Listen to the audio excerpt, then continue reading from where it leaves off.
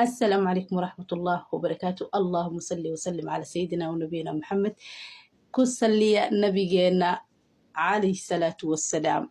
نسلي النبي سوقرا وعليكم السلام سوقرا. انت سبحان كلها محلها وعدسي أصحابي محلها إن شاء الله بإذن الله ما أنت لقى بلا وهرتم وبهن دونتين إن قف الرادسان وري إذن فسره ريوين كدن معناه هذا محلها إن شاء الله برتانا صوريقايا كدا ونيسان أدينك أي أسكو فسرايا إن شاء الله باهداس وحان كلها مكروفك ما قانو حكا قلدن واتكب حيسان انت يعني دad oryooyinka daneeya jira dabcan dad aan daneynin way jiraan kulli aniga dadka daneeya ayaan maxaa lahayaan u sheegaya waxaa rabaa inaa idin sheego dharka haddii aad ku riyootid dharka cadaanka iyo madowga bisa ka hadlaya videogan insha Allah si fiican aad u fahantaan haddii aad ku riyootid dharka madowga yani madowga dadka badanaa murugay u qaataan dadka qaarkood maxaa lahaay Soomaaliya lagama xirto tacsi dhar madow laakiin adduunka kala dhar madow ayaa la xirtaa tacsida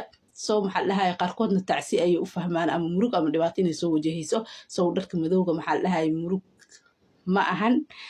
waxa waaye haybad iyo sharaf iyo waxaan ku dhahay maqaam oo mujtamac markaas aad ku hareereysan tahay aad uga dugnaanaysid waaye adigoo dhar madow ah xiran haddii aad ku riyootid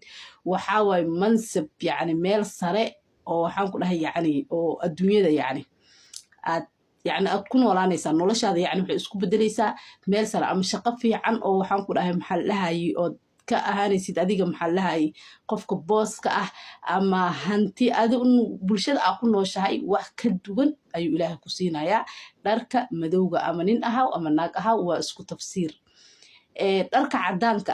cadaanka ahna dadka badana qaarkood waxay u qaataan yani karfan yani qofka markaas maxaa lahaay